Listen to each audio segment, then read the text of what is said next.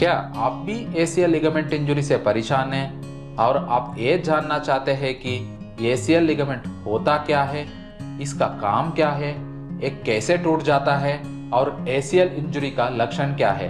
ये जानना चाहते हैं तो आप सही जगह पर आए हैं। मैं doctor Nagendra Prasad, sports injury and arthroscopic surgeon, आप सबको दी क्रुशिएट्स पर स्वागत करता हूं। अंत तक हमारे साथ बने रहिए और हमारा चैनल को सब्सक्राइब करें।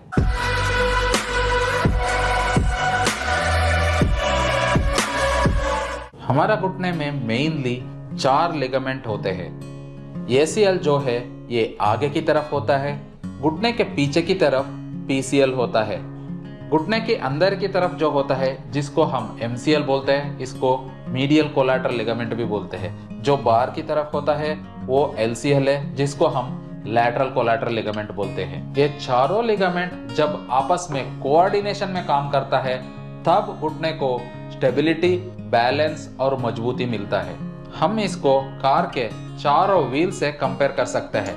जब चारों टायर में हवा भरा रहता है उस टाइम पे गाड़ी स्मूथली चलता है। वही एक टायर पंचर होके हवा निकल गया तो गाड़ी का संतुलन बिगड़ जाता है। टायर पंक्चर होने के बाद हम गाड़ी चला नहीं सकते हैं। ऐसे ही घुटने का लिगामेंट टूट जाता है, बैलेंस भी बिगड़ जाता है। ये चारों लिगामेंट में एसीएल सबसे कॉमन टूटने वाला लिगामेंट है। आमतौर पर घुटना गलत तरीके से घूम जाने के वजह से एसीएल टूट जाता है। खिलाड़ियों में जंप करके लैंड करने के समय, स्कूटी और बाइक एक्सीडेंट्स के दौरान एसीएल लिगामेंट इंजरी हो सकता है। एसीएल टूटने के लिए घुटने को डायरेक्ट चोट लगने का जरूरत नहीं है, घुटना गलत तरीके से घूम जाने के वजह से भी हो जाता है। कुछ लोगों को चोट के समय घुटने के अंदर से लिगामेंट टूटने का आवाज भी महसूस होता है। कुछ लोग चोट के बाद तुरंत अपना पैर पर खड़े नहीं हो पाते हैं। मुश्किल से खड़े हो पाए तो आगे चल नहीं पाते हैं क्योंकि घुटने में बहुत ज्यादा दर्द रहता है। कुछ समय के बाद घुटने में सूजन आ जाती है। ये सूजन लिगामेंट टूटने के बाद घुटने के अंदर होने वाली ब्लीडिंग के वजह से होता है। ये सब एसीएल टूटने के बाद तुरंत दिखने वाले लक्षण हैं। इस सिचुएशन में घुटने को नी ब्रेस से रेस्ट देना चाहिए और दिन से 4 से 5 बार बर्फ से सिकाई करना चाहिए। इंजरी के तुरंत बाद घुटने को गर्म पानी से सेकना और घुटने के ऊपर मालिश कभी नहीं करना चाहिए। सूजन और दर्द 15-20 दिन में कम हो जाता है। उसके बाद आप धीरे धीरे से चलना चालू कर सकते हैं। 1 महीने में पेन पूरी तरह खत्म हो जाता है। इसके बाद आपको नॉर्मल चलने में और डेली एक्टिविटीज में कोई परेशानी नहीं होगी। परंतु जब आप रनिंग करने का कोशिश करते हैं, जंपिंग करने का कोशिश करते हैं, अगर कोई फंक्शन में डांस कर रहे हैं तो आपका घुटने में लचक आ सकती है। इस सिचुएशन में आपको एक स्पोर्ट्स इंजरी स्पेशलिस्ट को दिखा के सही समय पर और सही इलाज करवाना चाहिए। क्या आपको पता है आप खुद भी पता कर सकते हैं आपको लिगामेंट इंजरी है या नहीं? इसके लिए आपको कुछ छोटे छोटे टिप्स और ट्रिक्स को समझना होगा। सबसे पहला टिप है, याद करें आपको चोट कैसे लगी। ज्यादातर लिगामेंट इंजरी घुटना गलत तरीके से घूमने के वजह से होता है। आमतौर पर खिलाड़ी खेलते वक्त जंप करके लैंड करने के समय लिगामेंट इंजरी का शिकार हो जाते हैं। लिगामेंट टूटने के लिए घुटने पर डायरेक्ट चोट लगना जरूरी नहीं है। इसको हम मेडिकल टर्म्स में नॉन कॉन्टैक्ट इंजरी भी बोलते हैं। दूसरा है चोट लगने के बाद की क्लिनिकल पिक्चर। कुछ लोग चोट लगने के तुरंत बाद खुद के पैर पर खड़े नहीं हो पाते हैं। अगर खड़े हो पाए तो आगे चल नहीं पाते हैं। हो सकता है चोट लगते समय घुटने के अंदर से लिगामेंट टूटने की आवाज भी महसूस हुई हो। इसके बाद इमीडिएटली घुटने में दर्द चालू हो जाता है। हो सकता है कुछ लोगों में चोट लगने के 30 मिनट के बाद ही सूजन आ जाए और कुछ लोगों में 2 से 4 घंटे भी लग सकता है। खिलाड़ियों में चोट लगने के बाद गेम को कंप्लीट नहीं करना भी लिगामेंट इंजरी पता करने का एक इम्पॉर्टेंट पॉइंट है। तीसरा पॉइंट है सिम्टम्स और इंस्टेबिलिटी। घुटने में सूजन 2 से 3 हफ्ते में कम हो जाता है। इसके बाद नॉर्मल चल फिरने में दिक्कत नहीं होगा। कुछ एक्सटेंट तक आप डेली काम भी कर सकते हैं, लेकिन जब आप रनिंग और जंपिंग करते हो, थोड़ा ऊंच नीच जगह पर चलते हो, तब आपका घुटने में लचक आ सकती है। ध्यान से देखिए, आपका घुटना आगे की तरफ लचक मार रहे हैं तो ये ACL इंजरी हो सकता है। वही आपका घुटना पीछे की तरफ लचक मारे तो ये PCL इंजरी हो सकता है। घुटना आपको अंदर की तरफ लचक मारे है तो ये MCL इंजरी हो सकता है। वही घुटना बाहर की तरफ लचक मार रहे तो ये LCL इंजरी हो सकता है। चौथा पॉइंट है थाई मसल वेस्टिंग, मतलब जांघ की मांसपेशियां पतला होना। यह भी घुटने में लिगामेंट इंजरी होने का एक इम्पॉर्टेंट सिम्टम है। आमतौर पर पूछे जाने वाले सवालों में एक है, क्या हर प्रकार की ACL इंजरी में सर्जरी की जरूरत होती है? इसका जवाब है नहीं, हर प्रकार की ACL इंजरी में सर्जरी की जरूरत नहीं होती है। अब सवाल आता है किस टाइप का ACL इंजरी में सर्जरी की जरूरत होती है और किस टाइप का ACL इंजरी में सर्जरी की जरूरत नहीं है। ACL इंजरी 3 तरह की होती है, grade 1 ACL injury, grade 2 ACL injury और grade 3 ACL injury. Grade 1 ACL injury में ACL फाइबर्स टूटता नहीं है, इसमें सिर्फ ACL फाइबर्स का खिंचाव हो जाता है। इस कंडीशन में किसी तरह का सर्जरी की जरूरत नहीं होती है, सिर्फ रेस्ट, आइसिंग, फिजियोथेरेपी प्रोटोकॉल से ही ठीक हो जाता है। दूसरा है ग्रेड 2 ACL इंजरी, इसको हम पार्शियल ACL टियर भी बोलते हैं। पार्शियल ACL टियर में लिगामेंट पूरी तरह टूटता नहीं, कुछ फाइबर्स बचे रहते हैं। पार्शियल ACL टियर 2 तरह का होता है, पहला है low grade partial ACL tear, दूसरा है high grade partial ACL tear. Low grade ACL tear में आपका लिगामेंट का फाइबर्स आधे से ज्यादा बचा रहता है। इस कंडीशन में सर्जरी की कोई जरूरत नहीं होती है। ये सही समय तक रेस्ट लेने से, मेडिकेशन से और सही समय तक प्रॉपर फिजियोथेरेपी प्रोटोकॉल से पूरी तरह ठीक हो जाता है। वही high grade partial ACL tear में आपका लिगामेंट का फाइबर्स आधे से ज्यादा टूट जाता है।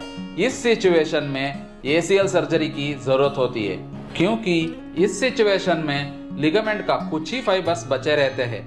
बचे हुए ACL फाइबर्स घुटने को लचक आने से नहीं रोक पाता है। आपका MRI रिपोर्ट में पार्शियल टियर है और घुटने में बार बार लचक आ रहा है तो ये हाई ग्रेड ACL टियर है। इस सिचुएशन में आपको ACL सर्जरी की जरूरत होती है। तीसरा है ग्रेड 3 ACL टियर, इसको हम कंप्लीट ACL टियर भी बोलते हैं, क्योंकि इस सिचुएशन में लिगामेंट पूरी तरह टूट जाता है। एक बार लिगामेंट पूरी तरह टूट जाने के बाद इसकी खून की सप्लाई पूरी तरह खत्म हो जाता है। इसके वजह से इसका जुड़ने का ताकत भी खत्म हो जाता है। इस सिचुएशन में आपको लिगामेंट सर्जरी की जरूरत होती है। ACL एक एंटी ग्रेविटी लिगामेंट है। ये एक बार पूरी तरह टूट जाने के बाद ये अपनी जगह से नीचे गिर जाता है। बाद में ये अपने आप अपनी ओरिजिनल जगह पर वापस नहीं जा सकता है। इसके लिए दूरबीन के माध्यम से एक सर्जरी की जरूरत होती है। इसलिए आपके रिपोर्ट में ACL टियर है, क्या करना है समझ में नहीं आ रहा है तो तुरंत एक स्पोर्ट्स इंजरी स्पेशलिस्ट की सलाह लेना चाहिए। आपको कंप्लीट ACL टियर है, घुटने में बार बार लचक आ रहा है तो सही समय पर सर्जरी करवाना चाहिए, वरना बार बार लचक आने के वजह से मेनिस्कस और कार्टिलेज डैमेज हो जाता है। इसके बाद आर्थराइटिस के वजह से हमेशा आपको घुटने में दर्द रह सकता है। एक बार आर्थराइटिस डेवलप हो गया तो बाद में सर्जरी करवाने का कोई फायदा नहीं है। इस मॉडल में देख सकते हैं बार बार लचक आने के वजह से कार्टिलेज डैमेज होके कंप्लीट आर्थराइटिस चालू हो चुका है। हम पहले भी बता चुके हैं कि ACL हमारे घुटने का एक बहुत ही इंपॉर्टेंट लिगामेंट है। ये घुटने को बैलेंस देता है और पैर की हड्डी आगे की तरफ लचक मारने से रोकता है। एक तरह से कहा जाए तो इनडायरेक्टली ये हमारे घुटने का कार्टिलेज को घिसने से बचाता है। एक बार ACL पूरी तरह टूट जाने के बाद ये बैलेंस बिगड़ जाता है, घुटने में बार बार लचक आना चालू हो जाता है। अगर आप कोई बड़े शहर में रह रहे हैं जहां मेडिकल फैसिलिटीज बहुत ही अच्छी है, वहां डॉक्टर पहली नज़र में पता कर लेते हैं कि आपका घुटने में लिगामेंट इंजरी है। वही छोटे शहरों की बात किया तो मेडिकल फैसिलिटीज कम होने का कारण ज़्यादातर मामलों में डॉक्टर ये पता नहीं कर पाते हैं कि लिगामेंट इंजरी है। कई बार सिर्फ एक्सरे करके देखते हैं। लिगामेंट इंजरी का केसेस में एक्सरे तो नॉर्मल ही रहता है, इसके वजह से सही डायग्नोसिस नहीं हो पाता है। पेशेंट को 10-15 दिन घुटने में दर्द रहता है, बाद में पेशेंट अपने आप चलना चालू कर देता है। लिगामेंट इंजरी को छोटे मोटे चोट समझकर नज़रअंदाज कर देते हैं। एसीएल इंजरी में एक बार सूजन और दर्द कम होने के बाद नॉर्मल चलने में कोई परेशानी नहीं होता है। कुछ हद तक सीढ़ी भी चढ़ सकते हैं और डेली रूटीन काम भी कर सकते हैं, परंतु रनिंग करने में, जंपिंग करने में, ऊंच नीच जगह पर चलने में और स्पोर्ट्स एक्टिविटी करने में घुटने में बार बार लचक आ सकता है। ऐसा लगता है कि घुटने में पूरी ताकत और बैलेंस नहीं है। हमेशा मन में एक डर बैठा रहता है कि कहीं लचक ना आ जाए, और कुछ लोग इसको नज़रअंदाज करके स्पोर्ट्स में वापसी कर लेते हैं। बार बार लचक आने के वजह से मेनिस्कस फट जाता है।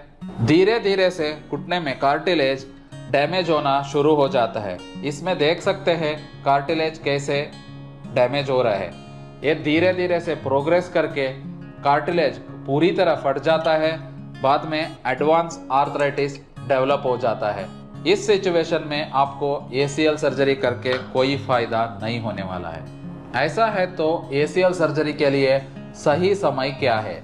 आइडियली सर्जरी करवाने के लिए एसीएल इंजरी के बाद घुटने का सूजन काफ़ी हद तक कम होना चाहिए और घुटना 90 डिग्री से ज़्यादा मुड़ना चाहिए। नॉर्मली ये मानते हैं कि एसीएल इंजरी के बाद 4 से 6 हफ्ते सर्जरी के लिए बेस्ट समय होता है। इससे ज़्यादा डिले हो गया तो जांघ की मांसपेशियां कमज़ोर होने की वजह से रिकवरी में परेशानी आ सकती है। एक बार घुटने में पूरी तरह आर्थराइटिस डेवलप होने के बाद एसीएल सर्जरी करवाने का कोई फायदा नहीं है। अगर आपने सही समय पर सर्जरी करवाया तो आर्थराइटिस से बच सकते हैं। एसीएल इंजरी के बाद सबके मन में आने वाले कॉमन सवाल है, इस लिगामेंट इंजरी को कैसे ठीक करें और इसमें क्या क्या ट्रीटमेंट्स ऑप्शंस है। एसीएल इंजरी के बाद की ट्रीटमेंट को हम 2 कैटेगरी में डिवाइड करते हैं। एक है नॉन सर्जिकल, दूसरा है सर्जिकल। नॉन सर्जिकल ट्रीटमेंट के बारे में बताना है तो इस कैटेगरी में आता है ग्रेड 1 एसीएल टियर और low grade partial ACL tear. Grade 1 ACL tear में लिगामेंट का फाइबर्स टूटते नहीं है, हल्का स्ट्रेचिंग के वजह से लिगामेंट में सूजन आ जाता है। और low grade partial ACL tear में लिगामेंट के कुछ ही फाइबर्स में टियर हो जाता है। इस कंडीशन में घुटने में कोई लचक नहीं रहता है। इसमें सर्जरी की कोई ज़रूरत नहीं है। इसको ठीक करने के लिए चोट लगने के तुरंत बाद आइस पैक लगाना चाहिए, रेस्ट लेना चाहिए और पूरी तरह ठीक होने तक खेल कूद से दूर रहना चाहिए। इसके साथ घुटने के आसपास की मांसपेशियों को मजबूत करने के लिए फिजियोथेरेपी करना भी जरूरी है। इन सब को सही तरह फॉलो किया तो आप पहले जैसे नॉर्मल हो सकते हैं। दूसरा है सर्जिकल मेथड। इस कैटेगरी में आता है high grade partial ACL tear और कंप्लीट एसीएल टियर। इस टाइप की इंजरी में घुटने में इंस्टेबिलिटी या लचक रहती है। आपका लिगामेंट कितना टूटा है, कहाँ से टूटा है और चोट कितनी पुरानी है, इन सब बातों को ध्यान में रखते हुए आपके लिए कौन सा सर्जरी सही है इसका निर्णय लिया जाता है। इसमें पहला है एसीएल रिपेयर। इस प्रकार की सर्जरी में अलग से कोई ग्राफ्ट लेने की जरूरत नहीं होती है। इसमें टूटे हुए एसीएल स्टंप को फिर से अपनी ओरिजिनल जगह पे रिपेयर किया जाता है।